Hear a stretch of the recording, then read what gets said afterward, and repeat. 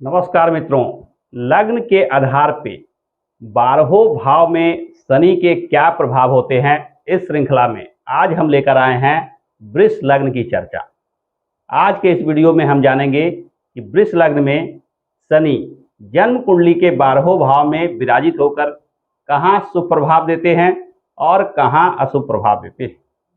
साथ ही साथ वीडियो के अंत में हम जानेंगे कि यदि शनि अशुभ प्रभाव दे रहे हैं तो इसके समाधान के लिए, इसके उपाय के लिए किन चीज़ों का सहारा लेना चाहिए, यानी किन उपायों के माध्यम से शनि के अशुभ प्रभाव को दूर किया जा सकता है। तो आइए बिना किसी विलंब के वीडियो को प्रारंभ करते हैं। वीडियो को प्रारंभ करने के पूर्व हम जानते हैं कि शनि के कारकत्व क्या होते हैं, यानी शनि क्या फलाफल दे सकते हैं। शनि को शास्त्रों में बाधा, विघ्न, कष्ट और विलंब के कारक ग्रह के रूप में देखा जाता है। यह शनि जीवन में अनेक कष्ट, बाधा, विघ्न दे सकते हैं। यह शनि अशुभ प्रभाव देने वाले नहीं माने जाते हैं, क्योंकि जीवन में मिलने वाले ये बाधा, विघ्न और कष्ट आपको जीवन में कुछ न कुछ ऐसा ज्ञान अवश्य सिखाता है जिससे सीखकर आप जीवन में तरक्की और सफलता प्राप्त कर सकते हैं।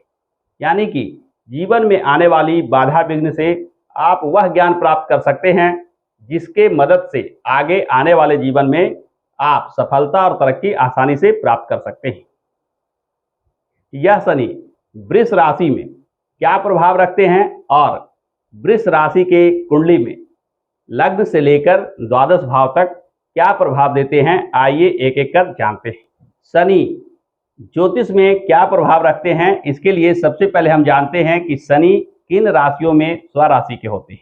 जैसा कि आप चार्ट में देख रहे हैं कि शनि मकर और कुंभ राशि में स्वराशि के माने जाते हैं। यह शनि तुला राशि में उच्च राशि के माने जाते हैं और मेष राशि में नीच राशि के माने जाते हैं। यानी स्वगृही मकर और कुंभ के, तुला राशि के उच्च राशि के और नीच राशि यानी मेष राशि में शनि का विराजमान होना माना जाता है। इस स्थिति के बाद आइए जानते हैं कि वृष लग्न वालों के लिए शनि क्या प्रभाव रखते हैं। वृष लग्न में जैसा कि आप चार्ट में देख रहे हैं, इस जन्म कुंडली में यह 2 नंबर से प्रारंभ हो रही है, अतः यह वृष लग्न की कुंडली कही जाएगी। वृष लग्न में शनि 10वां, 11वां ये 2 नंबर यानी नवम भाव और दसम भाव, ये दोनों भाव के स्वामी बन जाते हैं। यहाँ शनि नवम भाव के स्वामी के रूप में केंद्र त्रिकोण के अधिपति और दसम स्थान के स्वामी के रूप में केंद्र भाव के स्वामी कहे जाते हैं। यानी नवमेश और दशमेश बनकर अब यह शनि योगकारी ग्रह बन जाते हैं। यानी यहाँ शनि 2 शुभ स्थानों के अधिपति होकर विशेष लाभ देने की स्थिति में आ जाते हैं। यानी वृष लग्न वालों के लिए शनि अनेक प्रकार के शुभ परिणाम देते हैं। आइए जानते हैं कि शनि प्रथम भाव में विराजमान हो तो क्या प्रभाव देते हैं। शनि का प्रथम भाव में विराजमान होना यानी वृष राशि के शनि जब लग्न में विराजमान हो जाए, यह शनि कुछ न कुछ आपके जीवन में बाधा, विघ्न और कष्ट को ला देते हैं, क्योंकि लग्न में विराजित होकर शनि आत्मबल को कमजोर करते हैं, साहस में कमी लाते हैं एवं जीवन में बाधा, विघ्न लाते हैं। साथ ही साथ इस शनि का सीधा प्रभाव विवाह भाव पे होता है, अतः विवाह होने में भी विलंब का योग बनाते हैं। यानी शनि का लग्न में विराजमान होना वृष राशि का शनि वृष राशि, वृष लग्न वालों के लिए शुभ परिणाम देने वाले नहीं कहे जाते हैं। प्रथम भाव के बाद यदि हम चर्चा करें द्वितीय भाव यानी धन भाव में विराजित शनि के बारे में। धन भाव में शनि मिथुन राशि के विराजित होते हैं। मिथुन राशि के शनि यूं तो तीव्र बुद्धिमता, तीव्र समझ जैसे चीज़ों को देते हैं, यानी आप में बुद्धिमता और समझ की शक्ति विशेष रूप से होती है। परंतु धन भाव में विराजित होकर शनि धन कमाने में विशेष रुचि और इच्छा शक्ति तो देता है, परंतु धन के आगमन में बहुत बाधा, विघ्न और विलंब देखने को मिलता है। साथ ही साथ अनावश्यक खर्च में धन का व्यय हो जाना इत्यादि चीज़ों को शनि देते हैं। यानी धन भाव में शनि का विराजमान होना जहाँ बुद्धिमता के लिए शुभ माना जाएगा, वहीं धन प्राप्ति को लेकर बाधा, विघ्न और विलंब देखना पड़ सकता है। द्वितीय भाव के बाद यदि हम तृतीय भाव की चर्चा करें, तृतीय भाव यानी कर्क राशि के शनि। कर्क राशि के शनि के बारे में कहा जाता है कि कर्क राशि के शनि जीवन के प्रारंभिक दिनों में विशेष बाधा विघ्न और कष्ट देते हैं। पारिवारिक जिम्मेवारी बाल्यावस्था से ही उठाना पड़ सकता है, यानी आपके सेवा सहायता के लिए, आपके सहयोग के लिए परिवार में कोई व्यक्ति नहीं रहता है। यानी बचपना का जो समय होता है, बाल्यावस्था का जो समय होता है, वह कहीं ना कहीं बाधा विघ्नों से भर जाता है। परंतु तृतीय भाव में शनि विराजित होकर शनि के कुछ न कुछ सुप्रभाव को बढ़ा देते हैं। यहाँ शनि का विराजमान होना सीधे अपने भाव यानी नवम भाव पे दृष्टि देते हैं। यहाँ नवम भाग्य भाव पे दृष्टि होने की वजह से भाग्येश का भाग्य भाव पे दृष्टि होना एक शुभ परिणाम देने वाली स्थिति कही जा सकती है। खासकर जब यह शनि वृष लग्न वालों के लिए योगकारी बन जाते हैं तो यह निश्चित मानिए कि तृतीय भाव में शनि विराजमान होकर भाग्य को बढ़ाते हैं, सफलता और तरक्की भी देते हैं। तृतीय भाव के बाद यदि हम चर्चा करें चतुर्थ भाव में सिंह राशि में विराजित शनि। सिंह राशि के शनि के बारे में कहा गया है कि सिंह राशि के शनि किसी व्यक्ति को विशेष पद प्रतिष्ठा, ऊंचा स्थान दिला तो देते हैं, परंतु निकट भविष्य में यानी कुछ समय पश्चात ही वे उस पद से परिचित हो जाते हैं, यानी जो प्राप्त होता है वह खो जाता है। यानी सिंह राशि के शनि को भी शुभ प्रभाव देने वाला नहीं माना जाता है। यहाँ चतुर्थ भाव में शनि का विराजमान होना कुछ न कुछ इन चीजों को लेकर अशुभता अवश्य में देता है।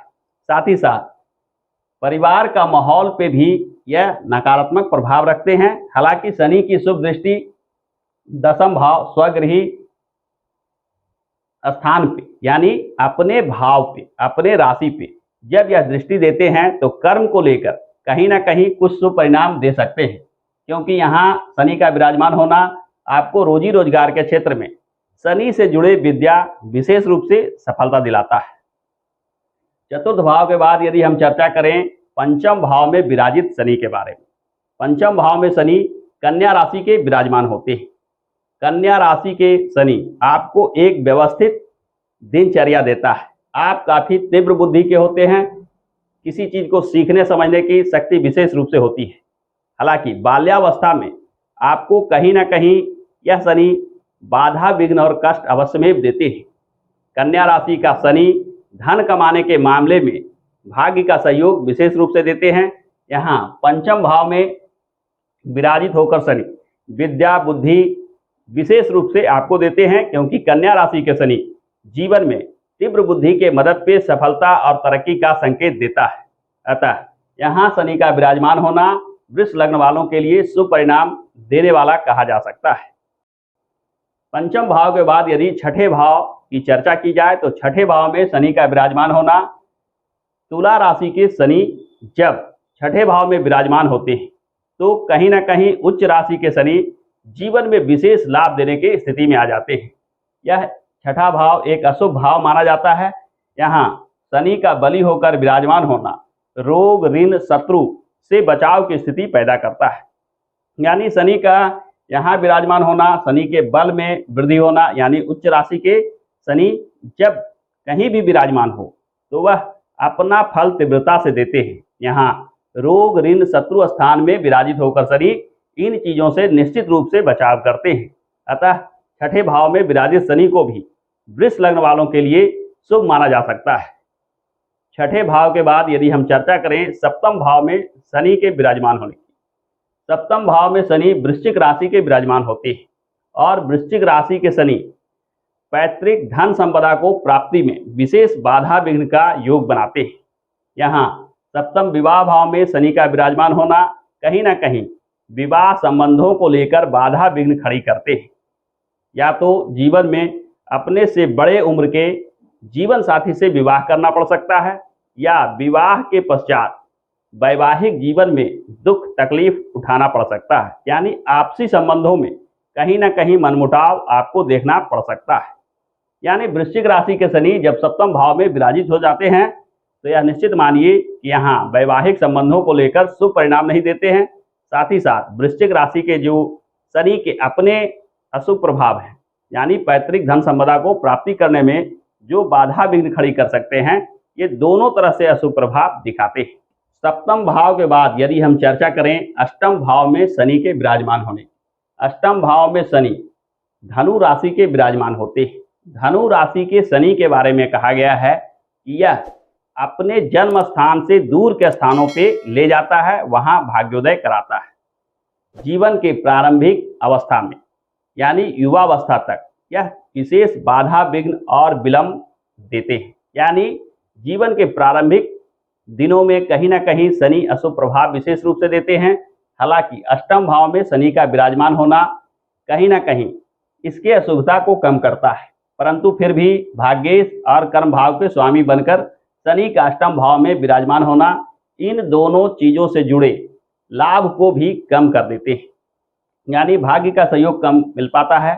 कर्म स्थान के स्वामी होने की वजह से रोजी रोजगार के क्षेत्र में भी बाधा विघ्न देखना पड़ सकता है। अष्टम भाव के बाद यदि चर्चा किया जाए नवम भाव में विराजित स्वगृही शनि के बारे में, यहाँ शनि का विराजमान होना एक राजयोग से कम नहीं माना जाएगा, क्योंकि जब शनि योगकारी ग्रह बन जाते हैं और स्वगृही और भाग्य भाव में विराजमान हो जाते हैं तो तीनों तरह से यह शुभ हो जाते हैं। पहले अपने राशि के होकर, दूसरे नवम भाव के स्वामी होकर, तीसरे नवम स्थान में विराजित होकर, यानी कहीं ना कहीं भाग्य को यह प्रबल बनाने का काम करते हैं। जीवन में ऐसे व्यक्ति बहुत बड़ा पद प्रतिष्ठा प्राप्त करते हैं, जीवन में बाधा विघ्न से शीघ्र मुकाबला करते हैं, यानी तीव्र समझबूझ एवं लोगों का सहायता सहयोग इत्यादि चीजों को लेकर ये जीवन में सफलता शीघ्र प्राप्त कर लेते हैं। यानी नवम भाग्य भाव में विराजित शनि वृष लग्न वालों के लिए एक वरदान की तरह होता है। नवम भाव के बाद यदि हम चर्चा करें दसम भाव में शनि के विराजमान होने, दसम भाव में शनि का विराजमान होना भी स्वगृही शनि का दसम भाव में विराजित होना अनेक प्रकार के शुभ योग बनाता है। सबसे पहले पंच महापुरुष योग में बनने वाला सस योग का निर्माण होता है, जो अपने आप में एक राजयोग होता है। साथ ही साथ योगकारी शनि जो शुभ फल देने की स्थिति में है, जब यह शनि केंद्र के दसम भाव में विराजित होकर सस योग का निर्माण कर देते हैं तो यह निश्चित मानिए कि आपकी पद प्रतिष्ठा और प्रसिद्धि विशेष रूप से फैलने लगती है। समाज में आपका मान सम्मान विशेष रूप से प्राप्त होता है। साथ ही साथ धन के मामले को लेकर भी आप भाग्यशाली होते हैं, भाग्य को लेकर के भी आप भाग्यशाली होते हैं, क्योंकि यह शनि भाग्येश और कर्मेश दोनों बन जाते हैं। अतः भाग्य को लेकर, कर्म को लेकर यह जीवन में सफलता और तरक्की निश्चित रूप से देते हैं। दसम भाव के बाद यदि चर्चा किया जाए एकादश भाव में विराजित मीन राशि के शनि के बारे में, मीन राशि के शनि के बारे में कहा गया है कि मीन राशि के शनि प्रारंभिक अवस्था में यानी जीवन के प्रारंभ में बाधा विघ्न खड़ी करता है। यह शनि कहीं ना कहीं जीवन में विलंब और कष्ट दुख देता है। ये एकादश भाव में विराजित होकर आय के मामले में लेकर बाधा विघ्न देता है, यानी धन प्राप्ति के लिए जो भी आप प्रयास करते हैं उसमें विलंब देखना पड़ता है, आप आसानी से धनार्जन नहीं कर पाते हैं। जीवन में धन प्राप्ति करने के जो भी उपाय आप करते हैं उसमें शनि के दुष्प्रभाव आप निश्चित रूप से देखते हैं। और अंत में द्वादश भाव में विराजित मेष राशि की शनि की चर्चा की जाए। जैसा कि चार्ट में प्रारंभ में ही मैंने बताया था कि मेष राशि के शनि नीच राशि के शनि होते हैं और द्वादश भाव में विराजित होकर यह नीच राशि के शनि न केवल भाग्य को मंदा कर देते हैं बल्कि कर्म स्थान के स्वामी होने की वजह से रोजी रोजगार में भी बाधा विघ्न देखने को मिलता है। यानी भाग्य का सहयोग भी कम मिलता है और कर्म स्थान के अधिपति का नीच हो जाना कर्म क्षेत्र में भी बाधा विघ्न देता है।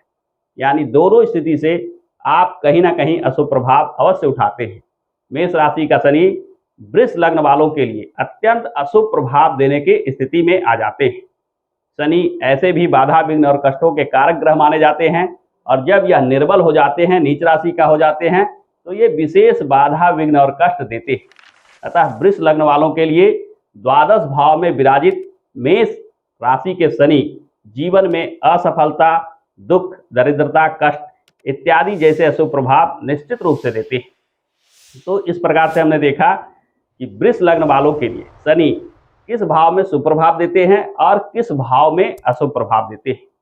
यदि आपका भी जन्म वृष लग्न में हुआ है और शनि के अशुभ प्रभाव से आप प्रभावित हैं, यानी जीवन में शनि के द्वारा जो अशुभ प्रभाव देखने को मिल रहे हैं, यदि आप उससे प्रभावित हैं, आप उसे देख रहे हैं, समझ रहे हैं और जान रहे हैं कि यह शनि के अशुभ प्रभाव का परिणाम है, तो आपको चाहिए कि शनि के शांति से जुड़े कुछ खास उपाय अवश्य करें।